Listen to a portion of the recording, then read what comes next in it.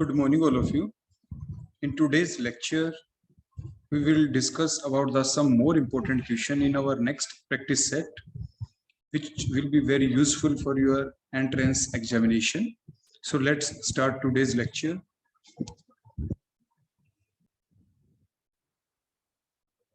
Our first question is, arrange the following in the increasing order of first ionization energy. The first option is boron. The first option is boron. The second option is carbon. The third option is oxygen. The next option is nitrogen. तो ये 4 different options हैं। अब हमें ये बताना out of these 4 different option which element has the highest first ionization energy, which has the lowest first ionization energy, and also arrange them in the particular order, and that order here is the increasing order. तो आपको बेटा करना क्या है, इसके अंदर बड़ा simple सा क्वेश्चन है आपका। आपको एक ही तो काम करना है इसमें, जितने भी जो एलिमेंट है, फॉर एग्जांपल बोरोन, आप उसकी इलेक्ट्रॉनिक कॉन्फ़िगरेशन लिखें। जैसे boron atomic number 5, so that is the 1s2 2s2 2p1। उसके बाद अगर आप कार्बन की कॉन्फ़िगरेशन लिखें तो कार्बन की बेटा क्या हो जाएगी, 1s2 2s2 2p2। अगर आप ऑक्सीजन की लिखें एटॉमिक नंबर 8, तो 1s2 2s2 2p4। नाइट्रोजन की कॉन्फ़िगरेशन क्या होगी, that is the 1s2 2s2 2p3। अब इनको वैलेंस शेल को अगर आप ओपन और एक्साइटेड फॉर्म में साथ के साथ लिख दें तो 1 इलेक्ट्रॉन, ई के अंदर 1 इलेक्ट्रॉन आप जंप कर देंगे। देखो यहाँ पे कार्बन में अगर आप देखें that is the valence shell, तो 4 अनपेड इलेक्ट्रॉन हो जाएंगे। एक्साइटेड स्टेट लिख रहे हैं हम डायरेक्ट। ऑक्सीजन में अगर आप वैलेंस शेल को ओपन फॉर्म में लिखेंगे तो 2s2 ये 2p4। ऐसे नाइट्रोजन को आप लिखेंगे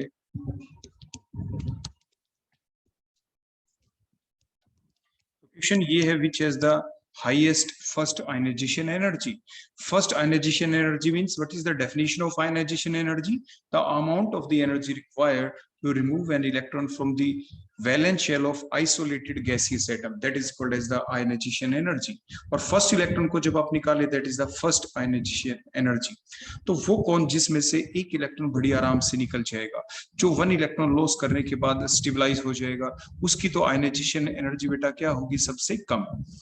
और जिसमें जो पहले से ऑलरेडी स्टेबल है, which is already been stable, जो पहले सबसे ज्यादा स्टेबल है, तो सबसे ज्यादा स्टेबल बेटा बताओ इन सभी में कौन दिख रहा है आपको? Out of these the most stable is the nitrogen. It has the half filled stable configuration. बेटा इसकी कॉन्फ़िगरेशन कैसी है? It has the half filled stable configuration. इसकी हाफ फिल्ड स्टेबल कॉन्फ़िगरेशन है, so it require very highest amount of energy to remove the electron from their half filled stable configuration. आप इसमें से अगर 1 इलेक्ट्रॉन निकालेंगे, और निकालने के लिए अब जो ये आप एनर्जी देंगे, that is called as the first ionization energy, क्योंकि आप एक स्टेबल चीज को अनस्टेबल बनाना चाहते हैं, क्योंकि ऑलरेडी ये स्टेबल है, तो सबसे ज्यादा जो हाईएस्ट आयनाइजेशन एनर्जी बेटा, फर्स्ट आयनाइजेशन एनर्जी जो हाईएस्ट होगी वो किसकी होगी, that is for the nitrogen.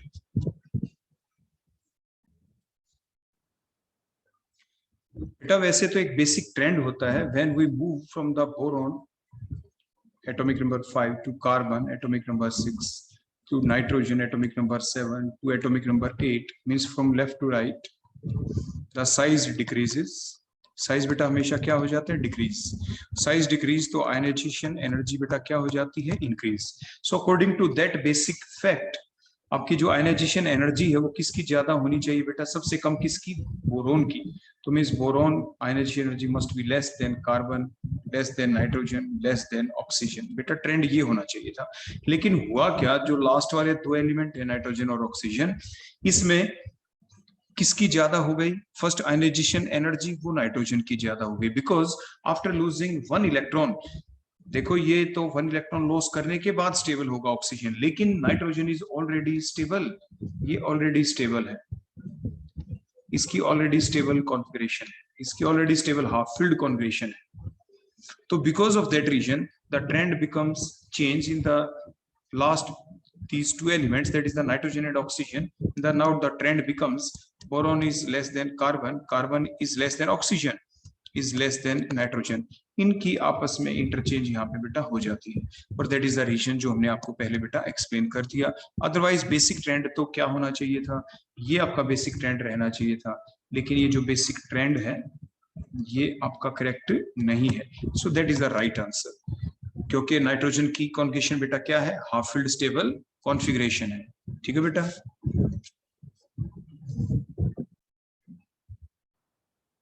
Now the next question is what will happen when phenol, name the product formed when phenol reacts with CO2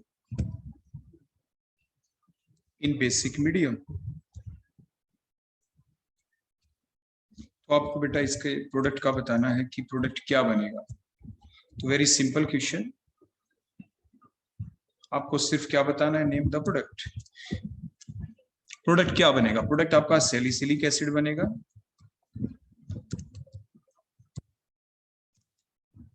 product आपका salicyl aldehyde बनेगा, product आपका benzoic acid बनेगा, benzoic acid आपका product बन जाएगा, या phthalic acid आपका product बन जाएगा. तो आपको एग्जैक्ट प्रोडक्ट के बारे में इंफॉर्मेशन देनी है. तो ये जो रिएक्शन है बेटा आपके सामने, ये कौन सी रिएक्शन है, पहले आपको ये पता होना चाहिए. That is the name reaction. ये एक नेम रिएक्शन है. और ये कौन सी रिएक्शन है, ये एक ऐसी रिएक्शन है, देखो बेटा ये हम स्ट्रक्चर बनाते हैं यहाँ पे, that is the structure of phenol, benzene ring, और ऊपर आपने OH लगा दिया फिनोल. और जब आप इसमें CO2 गैस पास करेंगे in basic medium at the pressure of 4 to 7 atmosphere, और आपको हाई टेम्परेचर भी लगाना पड़ता है इसके दौरान, तो फिर जब आप इसको हीट करते हैं, what is the product form, the product formed is salicylic acid. तो बेटा प्रोडक्ट आपका सैलिसिलिक एसिड बन जाता है, that is the Kolbe's reaction. ये जो रिएक्शन है बेटा 400 केल्विन, तो that reaction is a Kolbe's reaction, that is the Kolbe's reaction. ये कोल्ब्स रिएक्शन. आपने बेटा ये भी पढ़ा है, एक दूसरी रिएक्शन के साथ बता दें. अगर आप इसमें CCl4 डालें in basic medium at a temperature of 333 Kelvin, 333 Kelvin, that reaction is called as a Riemel-Tiemann reaction, RT reaction जिसे आप कहते हैं, Riemel-Tiemann reaction. इस रिएक्शन के दौरान भी आपका फिनोल सैलिसिलिक एसिड में कन्वर्ट हो जाता है. तो phenol can be converted into salicylic acid by these two reaction. One is the Kolbe's reaction. तो अभी जो स्टेटमेंट गिवन थी वो कोल्ब्स रिएक्शन के लिए थी, इसलिए जो हमारा प्रोडक्ट होगा वो क्या बनेगा, बोलो आपका फाइनल प्रोडक्ट बेटा क्या बनेगा, salicylic acid. Means option 1 is correct, option 1 is correct. इसके बाद बेटा नेक्स्ट क्वेश्चन लेते हैं हम. और next question, question number 3. Question हमारा ये है बेटा कि ये है आपके सरफेस केमिस्ट्री के अंदर से नेक्स्ट क्वेश्चन. आपको ये बताना है which of the following statement is incorrect, which of the following statement is incorrect about the physical adsorption, about the physical adsorption. Physical adsorption के लिए इनमें से कौन सी टर्म ऐसी है जो आपकी रॉन्ग है. तो डिफरेंट स्टेटमेंट देंगे बेटा. अब आपको ये बताना है उनमें से कौन सी स्टेटमेंट आपकी रॉन्ग होगी अबाउट द फिजिकल एडजॉर्प्शन. तो स्टेटमेंट नंबर 1, पहली स्टेटमेंट है बेटा कि it occurs because of van der Waals forces. कि फिजिकल एडजॉर्प्शन में क्या होता है, there is weak van der Waals bond, VV का मतलब van der Waals bond, between adsorbate and adsorbent. First option, ठीक है बेटा। सेकंड ऑप्शन है, ध्यान से देखते जाना बेटा। सेकंड ऑप्शन है more easily liquefiable gases are adsorbed more easily. Third option है बेटा under high pressure is at high pressure multi molecular layer formation takes place. The option है बेटा heat of adsorption, heat of adsorption is low but positive, अब आप देखिए बेटा ये चीज आपको पहले ही समझाई जा चुकी है इन डिटेल।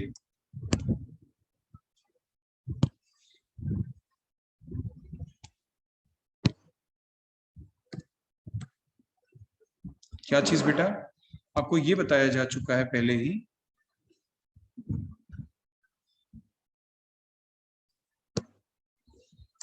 कि जो आपकी फिजिकल एडजोशन प्रोसेस है, कैसी प्रोसेस है बेटा। देखो ये रहा आपके पास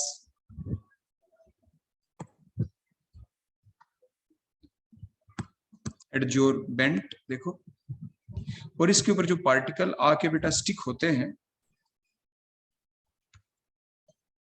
एडजोर्बेट के पार्टिकल, उसके नेचर के ऊपर के व्हाट इज द नेचर, उस बेसिस के ऊपर ही हम कहते हैं that is the physical adsorption. If that bond is the weak van der वाल bond then it is the physical adsorption. So option number 1 is correct. Second, जो gas जितनी ज्यादा इजीली लिक्विफिएबल होगी, means easily liquefiable gases are those gases, मान लीजिए जो ये आपके एडजोर्बेट है बेटा, ये एडजोर्बेट है देखो बाहर, और ये जो एक पार्टिकल, बड़ा पार्टिकल हमने बीच में लिया, that is the adsorbent, means जिसके सरफेस पे पार्टिकल आके स्टिक होते हैं दैट इज एडजोर्बेंट, और जो पार्टिकल आके स्टिक हो रहे हैं दीज आर द एडजोर्बेट।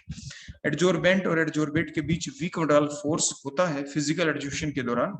और कौन सा adsorbate, if that adsorbate is a gas means easily liquefiable, means the gases which have the tendency to form more attraction between them, ऐसी गैसेस जिनके बीच में ज्यादा अट्रैक्शन होती हो, जो ज्यादा अट्रैक्शन क्रिएट करवा सकती हो, वही तो इजीली एडजॉर्ब होंगी सरफेस के ऊपर, means more easily liquefiable gases are adsorbed more easily.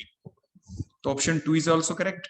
और जैसे ही आप प्रेशर लगाते हैं, देखो आपको बताया गया था बेटा, मान लीजिए ये हमने सरफेस दिखा दिया, देखो किस चीज का है बेटा, ये एडजॉर्बेंट का सरफेस, इसके ऊपर देखो फर्स्ट लेयर बनी पार्टिकल्स की, देखो इस टाइप से, that is the first layer, ये एडजॉर्बेट की लेयर है बेटा।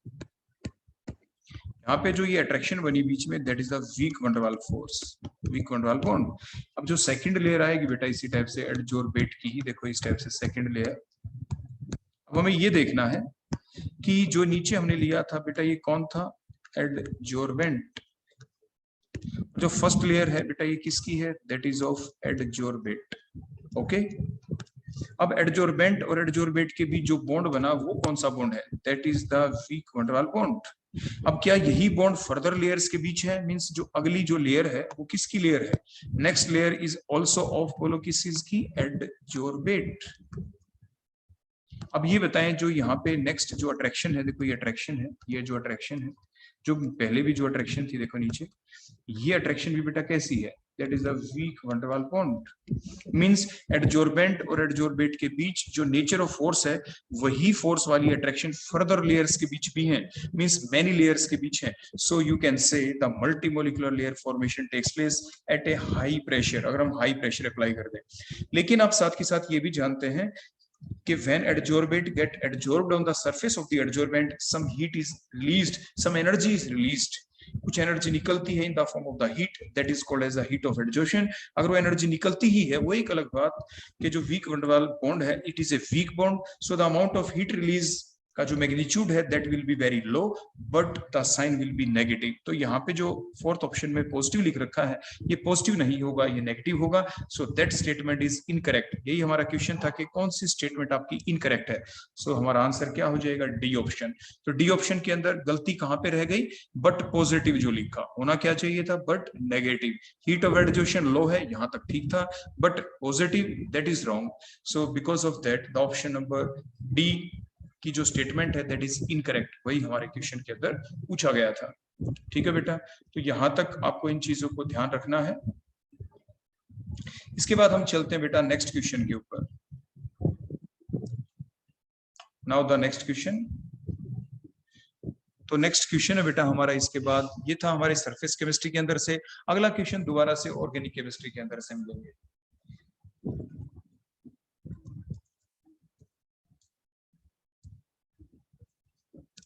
So next question, which of the following compound on heating, which of the following compounds on heating with aqueous KOH will give acetaldehyde? Acetaldehyde का बेटा formula क्या होता है, CH3CHO, that is the formula of acetaldehyde. तो आप पहले reaction ही देख लें, फिर ऑप्शन कई बार क्या होता है बेटा, हमें जो इस टाइप के क्वेश्चन होते हैं वो पहले ही खुद करके देख लेने चाहिए। ठीक है बेटा, तो अब हम इसकी ऑप्शन भी दे रखे बेटा डिफरेंट, हम ऑप्शन भी चलो आपको बता देते हैं। First option is acetyl chloride CH3COCl। Second option is ethyl chloride CH3CH2Cl. C option is 1,2-dichloroethane CH2Cl single bond CH2Cl means dichloroethane, 1,2-dichloroethane. And the last option, that is a D option, is 1,1-dichloroethane CH3 single bond CH2Cl2। तो हमें ये बताना है कि इनमें से कौन C option हमारी करेक्ट है। Which of the following compound on heating, which of the following compound on heating will give acetaldehyde. तो बेटा ये तो सिंपल फैक्ट है ही, अगर आप एक्वस क्यूएच ले रहे हैं और एसिटाल्डिहाइड हमें बनाना है तो एक्वस क्यूएच का काम होता है Cl को हटा के OH लगाना एल्काइल हैलाइड के अंदर। और आपको क्योंकि एल्डिहाइड भी बनाना है तो एल्डिहाइड तो तभी बनेगा अगर एक कार्बन के ऊपर एक से ज्यादा Cl हो। तो वो कौन सा ऑप्शन है, कौन सी ऑप्शन है जिसमें कार्बन के ऊपर Cl है, that is the option number D. अगर ऑप्शन नंबर डी की तरफ बेटा अगर हम चलते हैं तो आप वहां पे बड़े ध्यान से देखना।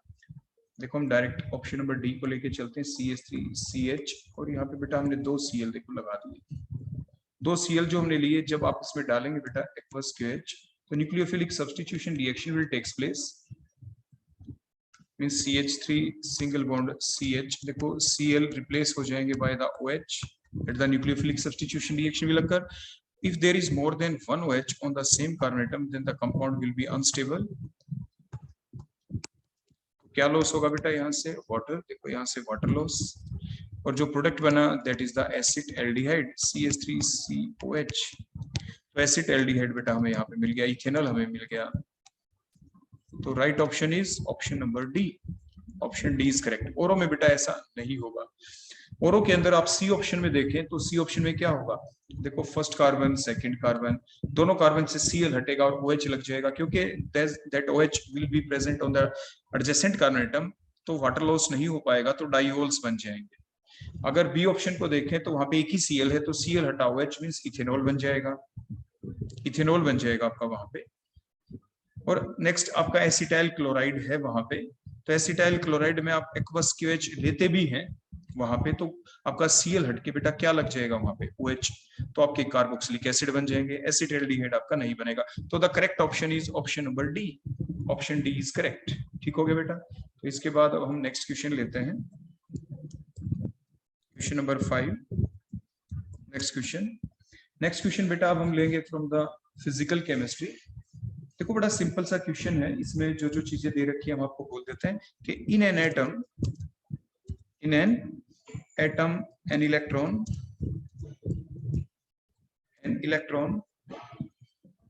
is moving, an electron is moving with a speed of 600 meter per second with an accuracy of 0.005%,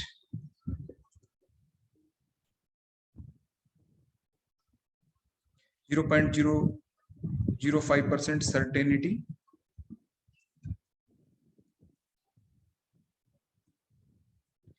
with which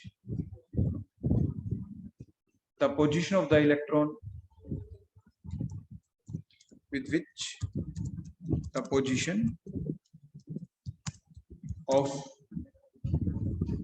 electron is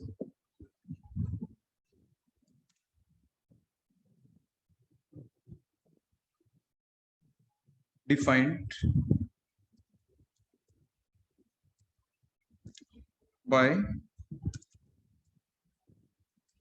Heisenberg principle,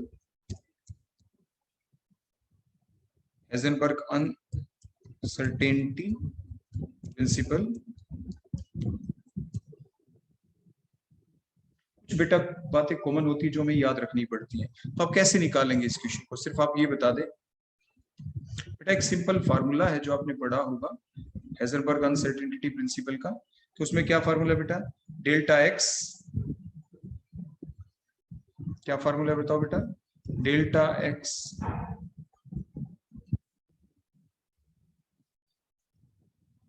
dot M delta V greater than or equal to h upon 4 pi.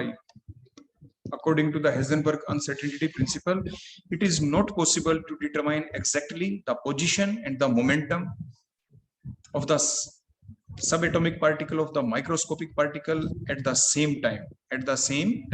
एक ही time के ऊपर आप position और momentum को इकट्ठे एक ही पल पे एक ही समय पे आप डिटरमाइन नहीं कर सकते। That is the Heisenberg uncertainty principle, जिसकी वजह से प्रोबेबिलिटी शब्द इंट्रोड्यूस किया गया था केमिस्ट्री के अंदर। That is the Heisenberg uncertainty principle.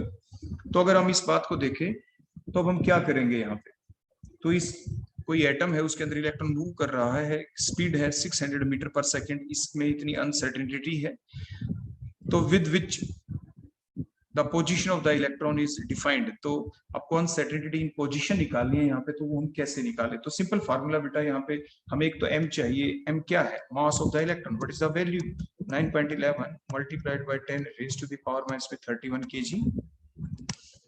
h, that is the Planck's constant, that is 6.62 multiplied by 10 raised to the power -34 joule second. देखो h की वैल्यू का पता चल गया, मास हो गया।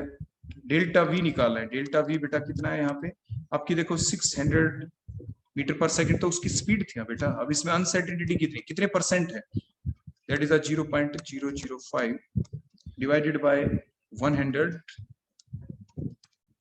तो आपकी ये देखो डेसिमल को भी हटा दें, यहाँ पे 1000 आ गया, तो 6 5 जा 30, तो 30 मल्टीप्लाइड बाय, देखो 2 0 से 2 0 कैंसिल हो जाएंगे, 6 5 जा 30, 30 मल्टीप्लाइड बाय 10 की power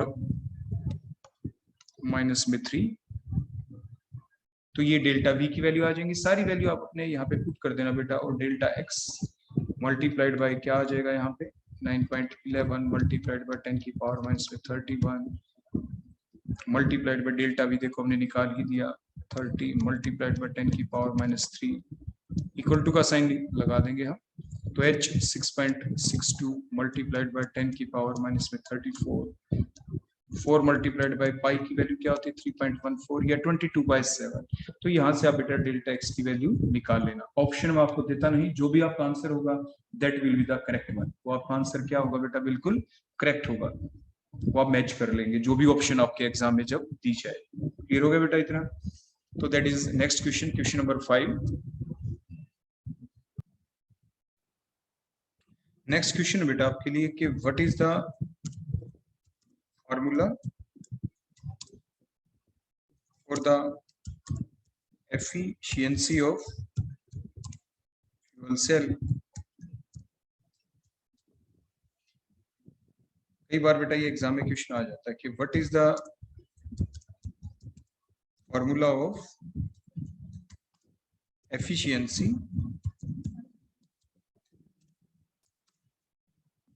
of fuel cell. What is the formula of efficiency of the fuel cell. इसको आप बेटा ईटा से रिप्रेजेंट करते हैं. जो ऑप्शन में आपके अगर ये मिल गया आपको तो आप क्या लिखेंगे बेटा आंसर इसका? आप लिखेंगे कि eta is equal to delta G divide by delta H. अगर परसेंटेज एफिशिएंसी आपसे निकलवाएं तो मल्टीप्लाइड बाय बेटा क्या कर देना आपको 100 कर देंगे. तो that is called as the efficiency of the fuel cell.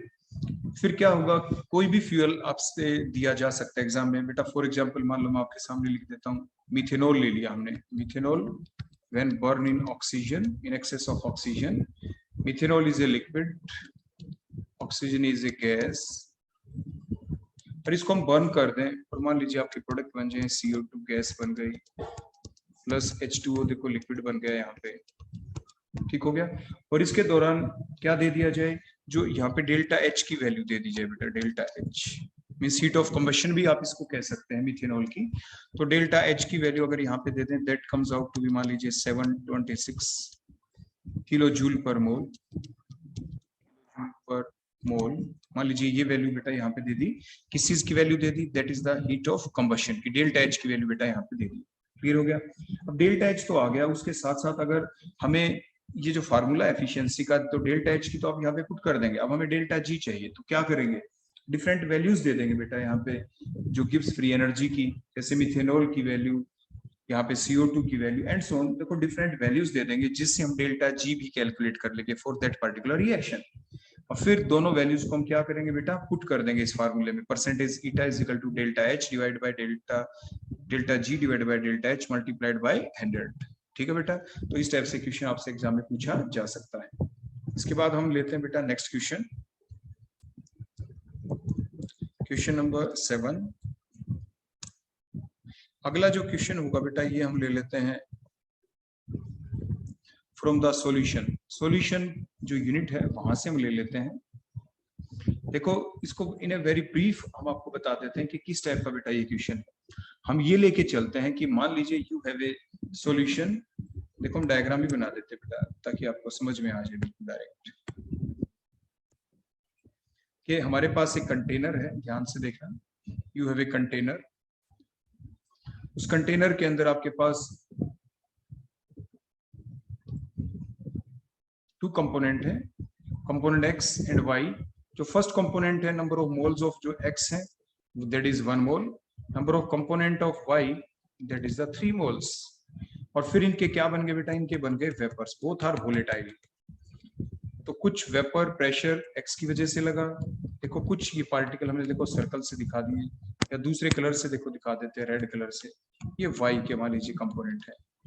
तो जो टोटल जो प्रेशर बना बेटा यहाँ पे टोटल प्रेशर, तो जो टोटल प्रेशर है, टोटल प्रेशर या वेपर प्रेशर जिसे आप कह सकते हैं that is equal to 550 mm of Hg. 550 mm of Hg that is the total pressure. Vapour pressure जिसे आप कहते हैं, टोटल प्रेशर जिसे आप कहेंगे. आप ये भी कह सकते हैं that total pressure is equal to the partial pressure due to X and partial pressure due to Y. आप ऐसा कह सकते हैं. क्लियर हो गया बेटा. अब इसके बाद नेक्स्ट पॉइंट ये आ गया यहाँ पे कि at what temperature if 1 mole means at a particular temperature, कोई भी टेम्परेचर बेटा वहां पे अगर हमने 1 mole of Y is added to this solution. अगर हम इसमें 1 मोल ऑफ Y का अगर हम ऐड कर दें इसके अंदर, कितना ऐड कर दे बेटा इसमें 1 mole of Y is added to this solution, the vapour pressure increases by 10 mm of Hg. 10 mm of Hg आपका इंक्रीज हो जाता है. मीन्स कहने का मतलब क्या है कि हमने बाहर से बेटा क्या ऐड कर दिया इसके अंदर. If you add the 1 mole of Y देखो 1 मोल ऑफ वाई आपने बेटा क्या कर दिया, बाहर से ऐड कर दिया। बाहर से ऐड करते ही जो वेपर प्रेशर है वो कितना इंक्रीज हो गया बेटा, पहले कितना था, पहले था 550। Now the vapour pressure increases by 10 mm of Hg, means pressure हो गया है अब 550 प्लस में 10, that is equal to 560 mm of Hg, 560 mm of Hg। बेटा ये प्रेशर हो चुका है इसका, ठीक है ना।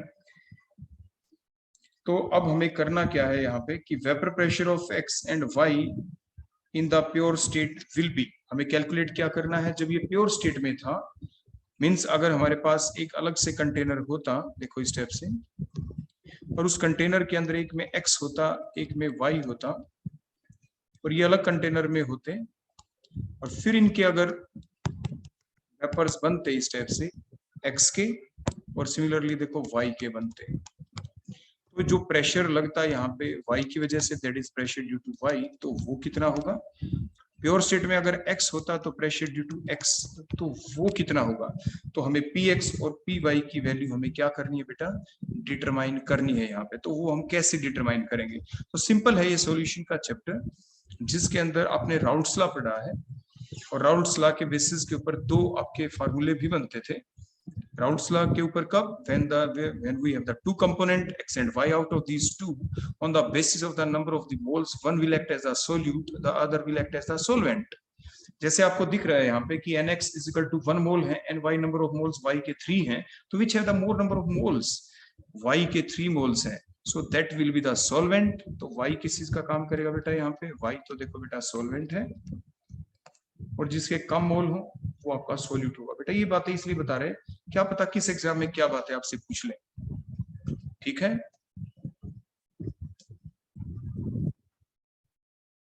अब दो ऑप्शन हमारे पास बनेंगे बेटा, यानी दो बातें क्या बनेंगी आपके पास, मींस बिफोर एडिशन ऑफ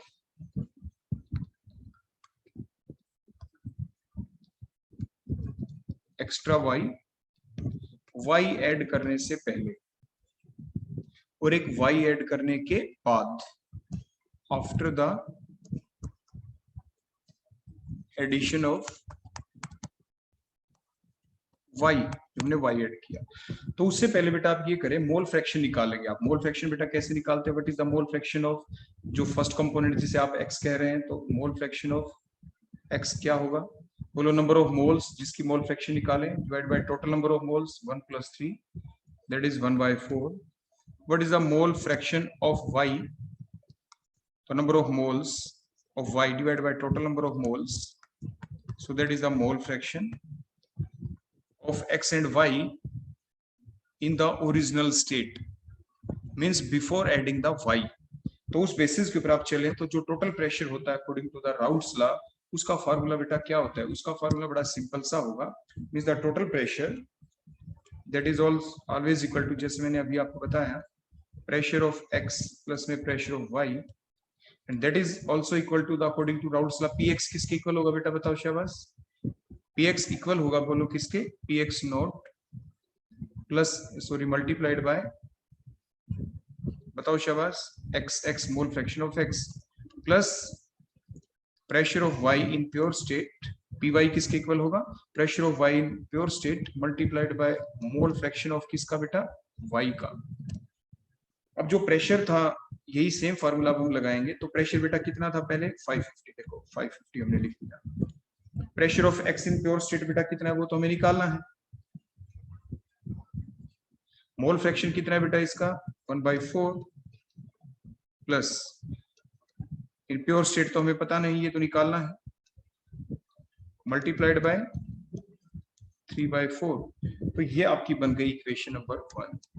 ऐसे इसी सेम फार्मूले के बेसिस पे आफ्टर द एडिशन अगर आप देखें तो बोलो प्रेशर कितना हो गया था, प्रेशर बेटा हो गया देखो 560, देखो मैं नीचे लिख देता हूँ यहाँ पे, ये वाली बात मींस आफ्टर एडिशन क्या हो जाएगा, जिसे इक्वेशन नंबर 2 हम कहेंगे, after addition of 1 mole of y, तो प्रेशर बेटा कितना हो गया था 560 हो गया, क्योंकि 10 mm ऑफ Hg देखो इंक्रीज हुआ था ना, यहाँ पे हमने ऊपर लिख रखा है, इज इक्वल टू x के ऊपर कोई फर्क पड़ेगा या नहीं, बताएं बेटा शाबाश जल्दी से, बिल्कुल फर्क पड़ेगा, क्योंकि आपका देखो यहाँ पे जो हमने ये ny के 3 मोल्स थे, जो आपने इसमें ऐड कर दिया 1 मोल, तो एन वाई के मोल्स बेटा कितने हो गए 3 + 1 = 4।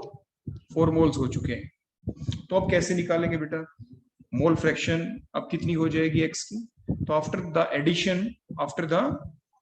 Addition the mole fraction of x becomes, बताओ अब कितना हो जाएगा बेटा मोल फ्रैक्शन अब हो जाएगा बेटा x आफ्टर द एडिशन = इसका तो 1 ही मोल है डिवाइड बाय टोटल मोल अब की बार 5 हो गए। 1 + 4 5 देखो 1 + 4 5। इसी टाइप से जो मोल फ्रैक्शन होगा बेटा y का वो कितना हो जाएगा नाउ इट बिकम्स, क्योंकि टोटल मोल 4 हो गए 4 डिवाइड बाय 5।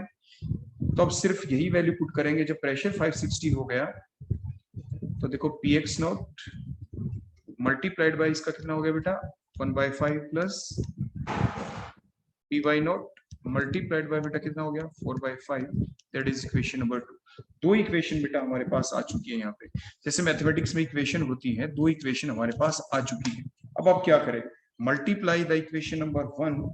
किससे मल्टीप्लाई करें बोलो इक्वेशन नंबर 1 को, शाबाश बताओ, ताकि हमारा कोई एक फैक्टर बेटा कैंसिल हो जाना चाहिए।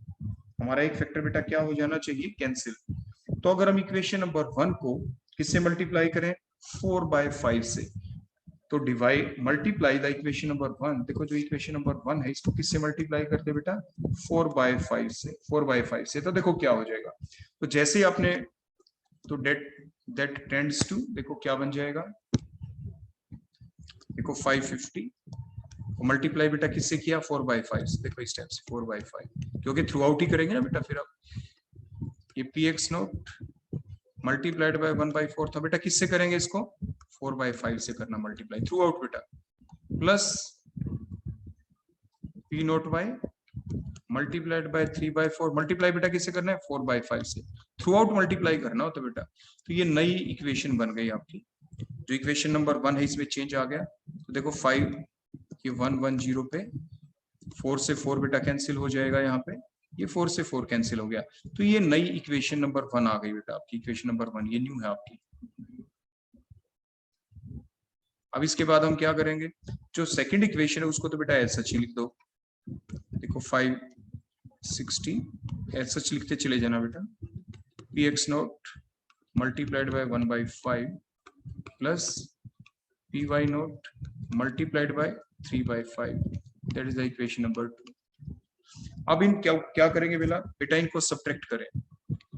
इनको क्या करेंगे बेटा सब्ट्रैक्ट करेंगे। देखो सब्ट्रैक्ट करने से क्या होगा, जो इक्वेशन नंबर 1 है इसमें बेटा आपको क्या दिख रहा है, देखो ये px0 डिवाइड बाय 5 है। देखो ये फैक्टर, इससे ये px0/5 देखो हो गया ना बेटा कैंसिल। यहाँ पे क्लियर हो गया, आगे इतनी बात समझ में।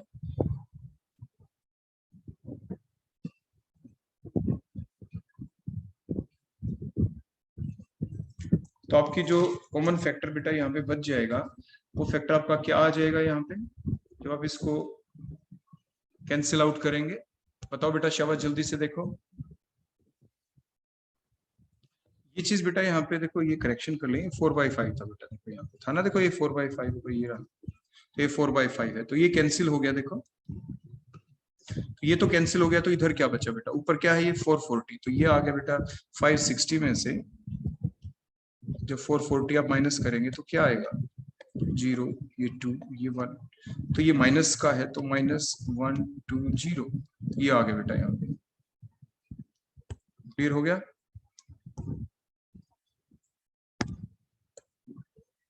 इसके बाद नेक्स्ट यहाँ पे क्या बचेगा बेटा, देखो ये तो है 3/5, नीचे 4/5, तो मीन्स 4/5 माइनस 3/5 करेंगे तो बेटा क्या आता है, देखो 5, 4 - 3 दैट इज 1, 1/5, तो -1/5 आएगा बेटा।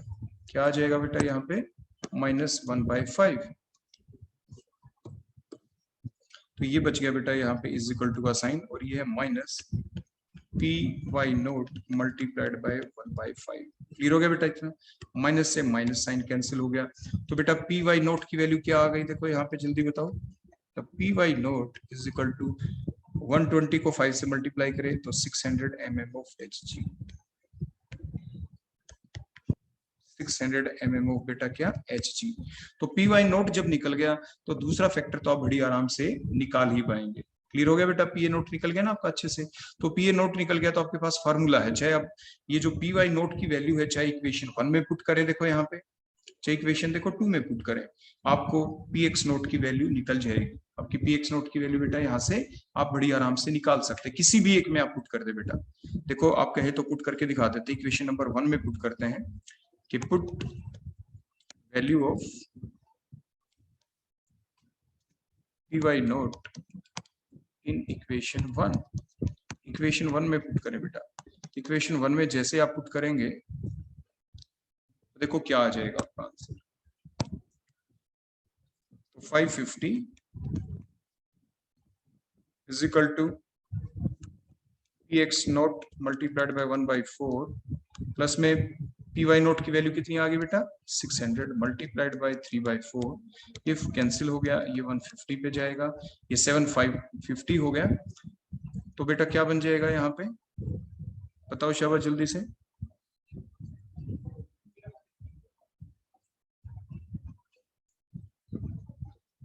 ये आपका आ जाएगा बेटा, आप इनको कैलकुलेशन कर ही लेना अपने लेवल के ऊपर, ठीक है बेटा, इसमें हम टाइम वेस्ट नहीं करते। तो सिंपल आपको पी एक्स नोट की वैल्यू ही निकालनी है, तो वो इजीली आप निकाल पाएंगे। और देखो वैसे देखो मैं कर ही देता हूँ, चलो 550 माइनस में अगली स्टेप में 15 3 जा 45, तो 450 is equal to P X naught divided by बेटा 4 है यहाँ पे, तो 550 में से तो 100 आ गया, तो 400 आ गया बेटा। P X naught is equal to 400 mm of H G, 400 mm of बेटा क्या एच जी। तो दोनों वैल्यू हमने निकाल दी, पी एक्स नोट की भी निकल गई और पी वाई नोट की भी आपकी निकाल दी। So that is the next question from the solution. तो सॉल्यूशन वाली यूनिट के अंदर से ये नेक्स्ट क्वेश्चन हमने लिया है। उसके बाद बेटा एक क्वेश्चन और ले लेते हैं हम। Now we will take the next question. और नेक्स्ट क्वेश्चन इज 4a आपके पास कोई रिएक्शन है फर्स्ट ऑर्डर रिएक्शन, तो 4a first order reaction, for a first order reaction, the value of the half lifetime, the value of half life period या half lifetime आप कह सकते हैं, is 6.93 minutes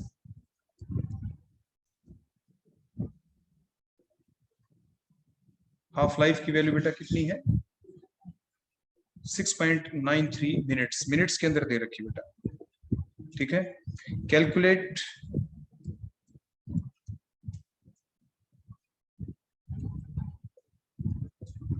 the time required for 99% decomposition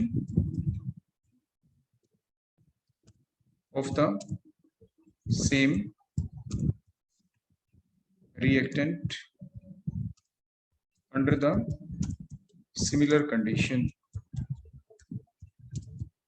under the similar condition.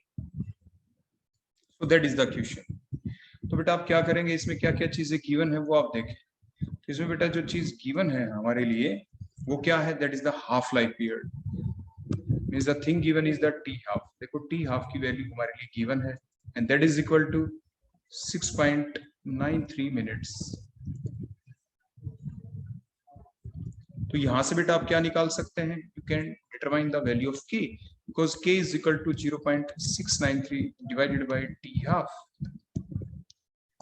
0.693 divided by 6.93 minutes, तो ये decimal से देखो नीचे 1000 आ गया, डेसिमल से ऊपर देखो ये 100 आ गया, ये कैंसिल बोलो कितना आ गया 0.1 पर minute, that is the value of k निकल गया। अब 99% अगर डिकम्पोजिशन हो जाए तो कितने टाइम लगेगा उस चीज के अंदर, अब हमें वो कैलकुलेट करना है बेटा यहाँ पे। तो उसके लिए बड़ा बेसिक देखो एक टेबल हम हमेशा आपको बनवानी सिखाई है।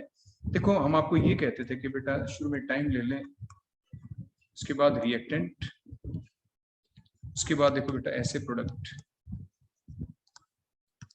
Time when time is 0 the concentration of A becomes A, the concentration of product X से represent करते product को becomes 0. When time is t 99%, means the time 99% means the time when the reactant get decomposed 99%. तो x की value कितनी हो गई, A का कितना परसेंट हिस्सा बेटा डिकम्पोज हो गया, 99% पार्ट डिकम्पोज हो गया, mean 0.99 A. So what is the remaining value of concentration? A minus X, that is the remaining concentration of the reactant, and that is आपकी बोलो कितनी हो जाएगी, means A minus 0.99 A, means that is 0.01 A, that is the concentration of the reactant after time t. तो वही हमें निकालना है आपको. आप जानते हैं what is the formula of rate constant for the first order reaction, क्योंकि यूनिट ऑफ K क्या है, पर मिनट है, वैसे भी given it is the first order reaction. तो जो फार्मूला होगा बेटा यहाँ पे K का फार्मूला बेटा क्या होता है, 2.303 divided by T log A upon A minus X, means initial concentration of reactant divided by concentration after time T. हमें T निकालना है, तो ये T 99% है, तो T 99% is equal to 2.303 divided by K log A divided by A minus X. Just put the values. 2.303 divided by K की value बेटा कितनी थी, 0.1 पर मिनट. आगे log A divided by 0.01 A. देखो ये 0.01 A है, देखो यहाँ पे, देखो ये रहा 0.01 A, ये हमने देखो यहाँ पे पुट कर दिया. क्लियर हो गया. अब इसके बाद हम क्या करें, सिंपल आपको सिंपल एक ही काम करना रह गया बेटा आपका, ये A से A कैंसिल हो गया, डेसिमल तो ऊपर बेटा कितना आ गया 100. 100 को क्या लिख सकते हैं, 10 की पावर 2, 10 की पावर 2 लिख सकते हैं आप. बोलो 100 को बेटा आप क्या लिखेंगे, 10 की पावर 2. तो फिर आपका फर्दर क्या आ जाएगा बेटा, देखो 2.303 डिवाइडेड बाय 0.1. अब आगे क्या लिख देंगे बेटा, log 10 raise to the power 2. ठीक हो गया. तो 2 पहले आ जाएगा आपका यहाँ पे, आगे log 10 1 होता है, तो बेटा क्या आ जाएगा 2.303 डिवाइडेड बाय 0.1 मल्टीप्लाइड बाय 2 और मल्टीप्लाइड बाय log 10 इज 1. तो बेटा क्या आ गया, देखो ये डेसिमल है यहाँ पे, तो बोल बेटा क्या करेंगे, ये डेसिमल है तो डेसिमल का मतलब ऊपर आपके 10 आ जाएगा. देखो ये तो बेटा कैंसिल हो गया, log 10 तो 1 होता है, ये किया तो ऊपर आपका क्या आ गया बेटा 10. तो 10 2 जा 20. अब आपको सिर्फ इससे मल्टीप्लाई करना है, तो बेटा कितना आ जाएगा बताओ, शाबाश जल्दी बताएं. 2 3 जा 6 0, 2 3 जा 6, 2 2 जा 4 हो गया ना बेटा. अब 2 के बाद आ गया तो 46.06 और टाइम बेटा किस में आएगा, इन minutes. So that is the answer, 46.06 minute, that is the answer. तो आपका जो ये क्वेश्चन था, क्वेश्चन नंबर 8, इसमें डिफरेंट ऑप्शंस मिलेंगी आउट, तो उनमें से जो ऑप्शन क्या मिले आपकी 46.06 मिले, जो ऑप्शन दे रखी है इस क्वेश्चन के अंदर वो आपकी डिफरेंट ऑप्शन की बेटा. यहाँ पे 23.03 मिनट, 23.03 सेकेंड्स, 46.06 सेकेंड और एक थी 46.06 minute. So that is the right option. ये आपको बेटा हमने निकाल के यहाँ पे दिखा दिया है. सो that is the next question, next numerical from the chemical kinetics. तो इस टाइप से बेटा डिफरेंट क्वेश्चन आपके एग्जाम में आने होते हैं. ओके बेटा, थैंक यू. आज के लिए इतना ही. ओके बेटा, थैंक यू. नेक्स्ट लेक्चर में कुछ और बहुत ही अच्छे क्वेश्चन, इंटरेस्टिंग क्वेश्चन लेके आएंगे.